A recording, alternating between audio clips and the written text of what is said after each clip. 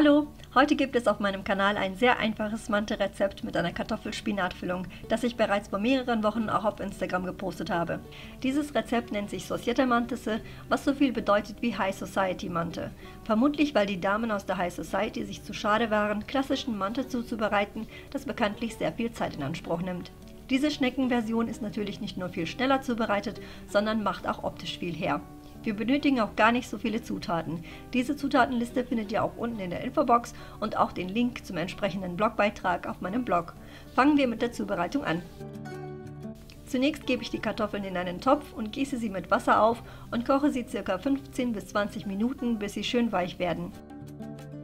In der Zwischenzeit schneide ich alle anderen Zutaten klein, die ich später mit den Kartoffeln vermengen werde.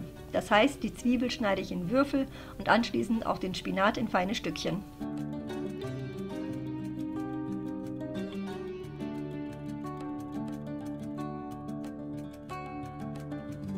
Dann erhitze ich etwas Olivenöl in der Pfanne und gebe zunächst die Zwiebeln hinein.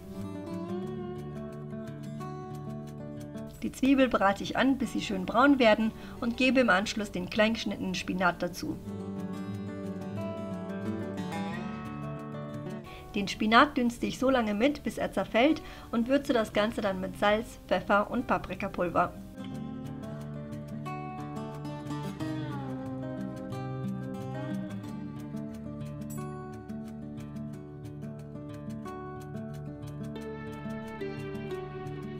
Die inzwischen fertig gekochten Kartoffeln werden dann gepellt und anschließend mit einem Kartoffelstampfer zerstampft. Wenn ihr euch das Pellen der Kartoffeln ersparen wollt, könnt ihr sie natürlich auch vorher schälen und geschält kochen. Anschließend kommt dann der Spinat zum Kartoffelstampf und das Ganze wird ordentlich miteinander vermischt.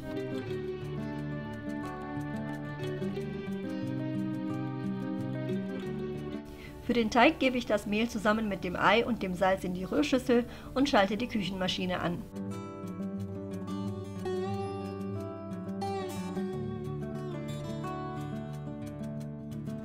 Nach und nach gebe ich das Wasser dazu und lasse den Teig so lange kneten, bis er schön geschmeidig wird.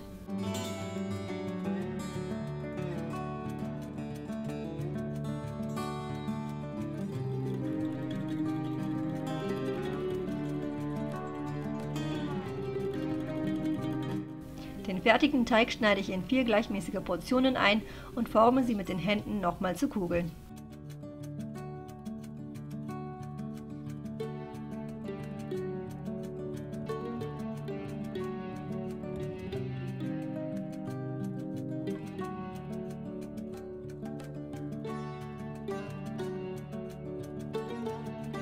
Jede Teigkugel rolle ich zunächst mit einem Teigroller auf ca. 30 cm Durchmesser aus und nehme mir anschließend einen dünnen Ausrollstab, einen sogenannten Oklava, zur Hilfe, um den Teig möglichst dünn auszurollen. Jede Teigkugel hatte bei mir am Ende einen Durchmesser von ca. 50 bis 55 cm.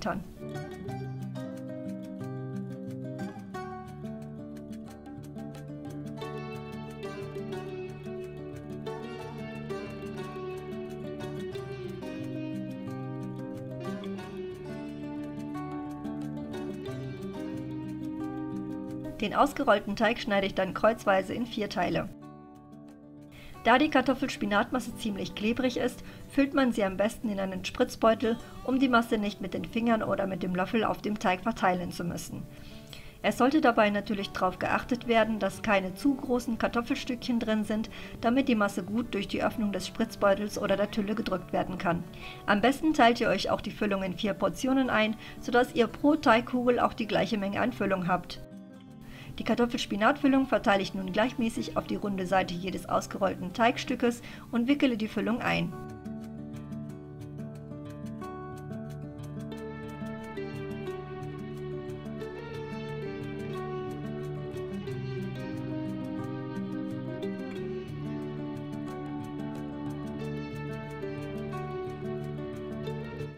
Beim Einwickeln ziehe ich den Teig auch leicht mit meinen Fingern auseinander, damit der Teig im mittleren Bereich im Vergleich zu den äußeren Seiten nicht zu dick wird und ich auch später eine größere Rosen- bzw. Schneckenform erhalte.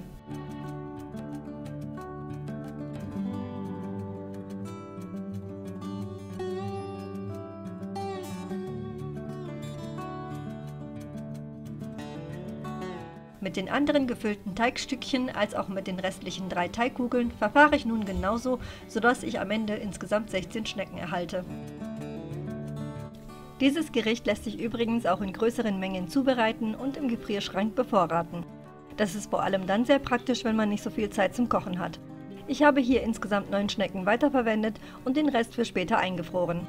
Beim Einfrieren müsst ihr darauf achten, dass ihr die Schnecken getrennt voneinander ins Gefrierfach legt, ansonsten kleben sie nämlich aneinander. Ich mache das immer so, dass ich ein Gefrierfach mit Backpapier auslege und die Schnecken mit Abstand nebeneinander auf das Backpapier lege. Nachdem die Schnecken eingefroren sind, kann man sie dann gemeinsam in eine Tüte packen und sie kleben nicht mehr zusammen. Die Schnecken werden bei 220 Grad Umluft für ca. 35 bis 40 Minuten gebacken, bis sie schön goldbraun werden. Darüber wird dann die Rinderbrühe gegossen und die Schnecken wandern nochmal in den Backofen für etwa 15 Minuten, bis die ganze Brühe fast aufgesogen ist. Auf Halbzeit drehe ich die Schnecken immer gerne um, damit sie oben nicht knusprig bleiben. Für die Soße gebe ich in einen kleinen Topf etwas Öl und erhitze darin ca. 1 Esslöffel Paprikamark. Ihr könnt natürlich auch Tomatenmark nehmen, ich mag es persönlich lieber mit mildem Paprikamark.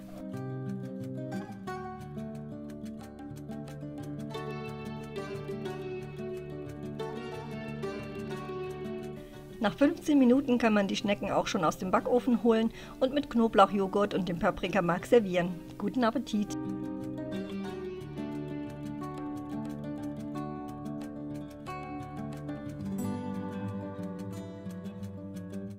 Für weitere Videos, die bald kommen werden, könnt ihr meinen Kanal gerne kostenlos abonnieren und ich würde mich auch freuen, wenn ihr mir einen Kommentar dalasst. Bis zum nächsten Mal. Tschüss!